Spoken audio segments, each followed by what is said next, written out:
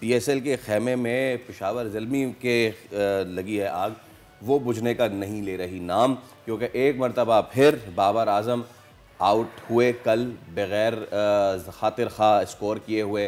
पहले मैच में डक पे आउट हुए, दूसरे मैच में एक ही रन बना सके। तो एक और कल मैच था पीएसएल का और रावलपिंडी में खेले गए इस मैच में इस्लामाबाद ने पेशावर ज़ल्मी को शिकस्त बासानी दे दी है। मुझे लेकिन ये समझ में नहीं आ रहा, क्या बाबर आजम कोई मेंटल प्रेशर है उनके ऊपर? क्या है ऐसा कि पहले 0 पर आउट हो गए और फिर 1 पे आउट हो गए? मतलब लोगों की नज़रें, उनकी उम्मीदें उनसे वाबस्ता हैं, तो फिर ऐसा खेलना, ये परफॉर्मेंस देना। कल तो बहुत ज़्यादा है सोनिया। होता ही है कि जब बड़ा प्लेयर उसी को कहते हैं कि जब क्रंच मोमेंट पे आए, जब आपको मैच विनिंग इनिंग्स रिक्वायर्ड हो, तो उस वक्त आप खेलें, और वो बाबर से नहीं हो पा रहा है। कंपेयर करें पड़ोस में, और 2 दिन पहले जब वो पहला मैच था और बाबर इस पर ढक पे आउट हुए थे। दूसरे मैच में एक मारूफ बॉलर मोहम्मद आमिर ने उनको आउट किया। दूसरे मैच में जो कि इतने मारूफ बॉलर नहीं थे, उन्होंने भी बाबर को आउट कर दिया। तो Babar is getting all the reasons to get out. Peshawar Zalmi is not getting any reason to get out of the trouble जिसमें वो मौजूद हैं। और इस्लामाबाद यूनाइटेड बहुत ही फॉर्मेडेबल साइड नजर आ रही है। इस पर बात कर लेते हैं सैयद हैदर, क्रिकेट एक्सपर्ट हमारे साथ मौजूद। हैदर भाई, गुड मॉर्निंग, अस्सलाम वालेकुम। बाबर के फैंस के लिए बिल्कुल भी अच्छी मॉर्निंग नहीं है। एंड मुझे लग रहा है कि बाबर अपना फैन बेस खोना ना शुरू कर दें। जिस हिसाब से बाबर की परफॉर्मेंस चल रही, कल रिक्वायर्ड था बाबर से एक तगड़ी इनिंग्स, बिकॉज साहबजादा फरहान पहली इनिंग्स में बहुत ज़बरदस्त खेल के आए। बट क्या हुआ, पिच ख़राब है, पिंडी की पिच स्लो हो जाती है, सेकंड बैटिंग मुश्किल हो जाती है। मैं रीजंस ढूंढ रहा हूँ ताकि किसी तरह बाबर को सपोर्ट किया जाए। नहीं, ऐसा कुछ भी नहीं था। पिच बिल्कुल सेम थी, और पिंडी में पिच स्लो भी नहीं होती है। पिंडी में पिच का बिहेवियर जो है वो पूरा दिन एक जैसा ही रहता है। वो जो स्लो होती है कराची की पिच होती है। लेकिन बाबर जो है वो ऐसा लगता है कि कुछ अपनी बैटिंग में जो है वो अप्रोच उनकी जो है सही नहीं है। जब आप बैटिंग करते हैं तो आपको अपनी अप्रोच भी बनानी पड़ती है, आपको अपना मेंटल लेवल सेट करना पड़ता है। और उसके साथ अब साहबजादा फरहान ने जो बैटिंग की उसमें बिल्कुल आज़ादी थी। एक उन पर कोई प्रेशर नहीं था। वो ना पाकिस्तान कौमी टीम में है, ना उनके ऊपर कोई देख रहा है, ना उनको कोई वॉच कर रहा है। लिहाजा बड़े आराम से खेले, जहां बॉल मिली उसको मारा। लेकिन बाबर पे चूंकि सबकी नजर लगी हुई थी, और बाबर का ये बैड लक चल रही है कि वो जिस टीम में जाते हैं वो टीम हारना शुरू हो जाती है। पहले कराची किंग्स थी, उसने वो 9 मैच हारी, आखिरकार आखिरी मैच जाके जीती थी। अब पेशावर ज़ल्मी है, 2 साल से उसकी भी परफॉर्मेंस बड़ी ख़राब है, और ये दूसरा मैच था जिसमें बाबर जो है वो क्लिक नहीं कर पाए। तो मैं समझता हूँ कि बाबर पे एक प्रेशर ये है कि वो रन्स नहीं कर पा रहे हैं, दूसरा प्रेशर ये वो कैप्टन है, और कैप्टन होते हुए टीम जीत नहीं पा रही है। फिर उसके बाद उनके दूसरे प्लेयर्स भी परफॉर्म नहीं कर रहे हैं। साइम अयूब इंजरी के बाद आए, वो भी परफॉर्म नहीं कर रहे हैं। मोहम्मद हारिस ने कल 81 रन के लिए टीम के काम नहीं आए वो। यानी आप सिर्फ बैटिंग जब करते हैं तो आपको पार्टनरशिप बनानी पड़ती है, मैनेज करना पड़ता है। तो बाबर पे बहुत सारे प्रेशर्स हैं। अब बाबर मैं समझता हूँ टेक्निकली पाकिस्तान के सबसे अच्छे बैट्समैन, लेकिन टेक्निक भी उसी वक्त काम की जब आपको रिजल्ट दे। अगर रिजल्ट नहीं दे रही तो टेक्निक पे अच्छा, जब आप टेक्निक की बात कर ही रहे हैं, साहबजादा फरहान, आई मीन आउटस्टैंडिंग, इतना ज़बरदस्त। बहुत से लोगों ने अब ये सवाल करना शुरू कर दिया हैदर साहब कि इतने अरसे तक साहबजादा फरहान को टीम के बाहर क्यों रखा। बहुत से लोग ये भी सवाल कर रहे हैं कि जब आप टीम में उनको लाए, एक मुश्किल टूर पे ले गए, और उसके बाद उनको जो उनकी पोजीशन है उस पर नहीं खिलाया, जो कि अगेन बहुत सारे क्वेश्चंस रेस करता है। मेरा भी यही सवाल है। बिल्कुल सही बात, बिल्कुल से देखें। साहबजादा फरहान पाकिस्तान की डोमेस्टिक क्रिकेट में बड़ा नाम है। 600 रन किए उन्होंने इस सीजन में, लास्ट सीजन में, बड़ा नाम है। आपने उनकी जगह जब हसन नवाज को खिलाया, उसको 3 मैच कंटिन्यू खिला दिया। हालांकि एक मैच में ठीक है सेंचुरी, दोनों मैच में वो सिफर पे आउट हुआ।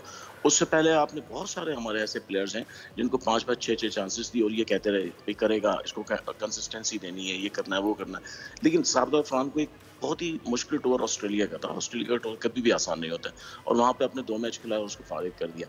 अब मसला ये है कि पाकिस्तान के जो मेंटोर हैं या पाकिस्तान की जो सिलेक्शन कमेटी है टीम के, उन्होंने अपने दिमाग में एक चीज़ बिठा ली, डिसाइड कर ली है, बस इन प्लेयर्स को ही हमें खिलाना है, उसके अलावा किसी को नहीं खिलाना है।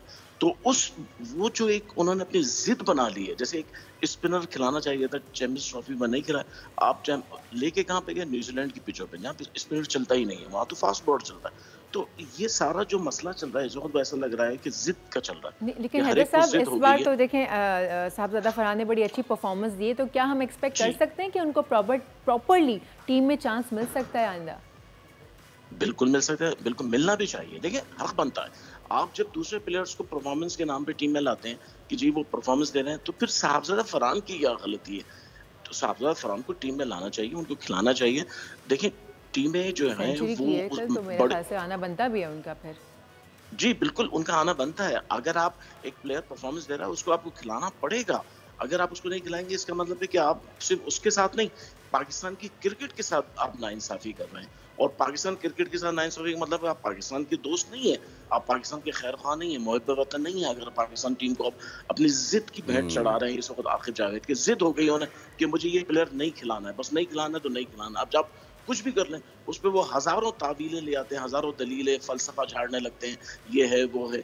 लेकिन असल बात ये है कि आपको एक विनिंग कॉम्बिनेशन बनाना पड़ता है। आप कुछ भी कर लें और विनिंग कॉम्बिनेशन मैं समझता हूँ साबज़ाद फरहान की अब जगह बनती है। नेक्स्ट सीरीज़ जो पाकिस्तान की है श्रीलंका के बिल्कुल खिलाफ, करना उसमें चाहिए। साबज़ाद फरहान को जगह देना अच्छा, चाहिए। अब हैदर साहब, हमने देखा कि कल बड़ा ज़बरदस्त मैच हुआ। Islamabad united is very on song.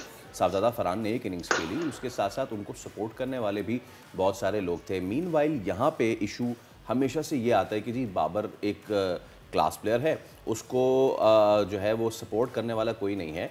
अगर आप पेशावर ज़ल्मी की पूरी टीम की ही उठा के देख लें, it's a weak batting side. Haris, Babar और साइम या फिर कैडमोर के बाद मुझे बताएं कौन ऐसा प्लेयर है? अलजारी जोसेफ ने आके करने थे ये रन, या फिर मोहम्मद अली द बॉलर ने आके करने थे रन। सो पेशावर से गलती कहाँ हुई है? और ये भी ना भूलें कि साहबजादा फरहान को भी सप्लीमेंट्री में पिक किया था, उनको भी वो आखिर तक हिस्सा नहीं थे। सो कहाँ टीम्स में मसला आ रहा है? ड्राफ्टिंग में इशू आ रहा है, पिकिंग में इशू आ रहा है, इशू कहाँ है पेशावर के साथ? देखिए मैं आपको बताऊं, बाबर आजम जिस टीम में रहते हैं वहां पे जो सिलेक्शन करने वाले हैं वो सारी जिम्मेदारी बाबर पे रख देते हैं, दूसरे प्लेयर्स लेते नहीं। कराची किंग्स में यही मसला था, बैटिंग में सारी जिम्मेदारी उनका, बस ये बाबर हमारे पास है, सब कुछ कर लेगा। यही पेशावर ज़ल्मी, हालांकि इस वक्त जितना बेहतरीन स्टाफ पेशावर ज़ल्मी का है किसी के पास नहीं। इंजमामुल हक, मुश्ताक अहमद, मोहम्मद अकरम, ये 3 बड़े नाम है पाकिस्तान क्रिकेट के। यानी इंजमाम जावेद मियाँदाद के अलावा इतना बड़ा बैट्समैन पिछले 20 साल 25 साल में आया नहीं है, और वो भी नहीं समझ पा रहा है इसको मैनेज कैसे करे। असल बात यह है कि आपने बाबर पे प्रेशर ज्यादा डाल दिया, मिडिल ऑर्डर कमजोर है। पेशावर ज़ल्मी का मिडिल ऑर्डर इस वक्त 6 की 6 टीमों में सबसे बेकार मिडिल ऑर्डर है, वहाँ कुछ भी नहीं है। सारा जोर ऊपर साइम पे है, बाबर पे है और हारिस पे, उसके बाद कोई उनकी बैटिंग नहीं है। और ये आपकी सिलेक्शन की गलती होती है जिसको मानना चाहिए पेशावर ज़ल्मी को। यही गलती कराची किंग्स ने 2 साल पहले की थी, सारी जिम्मेदारी बाबर पर डाल दी थी। तो इस तरह टीमें नहीं बनती हैं। हमें इस वक्त सबसे बेहतरीन जो कॉम्बिनेशन मिडिल ऑर्डर ओपनर्स का नजर आता है क्वेटा ग्लैडिएटर्स का है, इस्लामाबाद यूनाइटेड का है, कि ओपनर्स के साथ साथ मिडिल ऑर्डर भी अच्छा परफॉर्म कर रही है। तो ये सारा काम जो है ये मेंटर्स का और सिलेक्शन अच्छा, वैसे हैदर साहब हमारा हमारे यहाँ ये आया कि जब टीम हमारी या प्लेयर्स प्रेशर में होते हैं तभी वो बहुत अच्छा परफॉर्म करते हैं और जीतते हैं। ये पहली बार मैं सुन रही हूँ कि बाबर के ऊपर बहुत प्रेशर है और वो अच्छा परफॉर्म नहीं कर पा रहे हैं। हाँ, ये आपकी बात सही है। बिल्कुल पाकिस्तान टीम के लिए कहा जाता है कि बिल्कुल अनप्रेडिक्टेबल है, कभी भी कुछ कर सकती है। पाकिस्तानी प्लेयर्स कभी भी कुछ कर सकते हैं, लेकिन इस वक्त सिचुएशन ये है कि वो भी नहीं हो पा रहा है। यानी वो होनी अनहोनी वाली बात होती थी, वो भी अब शायद ऐसा लगता है हमसे रूठ गई है। और बाबर जो है वो अब प्रेशर में भी, देखें बाबर के लिए सुनील गावस्कर जैसे दुनिया के सबसे बेहतरीन बैट्समैन ने ये कहा था कि बाबर को अपने स्टैंस में तब्दीली करनी पड़ेगी, थोड़ा सा अपना जो है अपना स्टैंस चेंज करना पड़ेगा, वरना वो नहीं चलेगा इस तरह।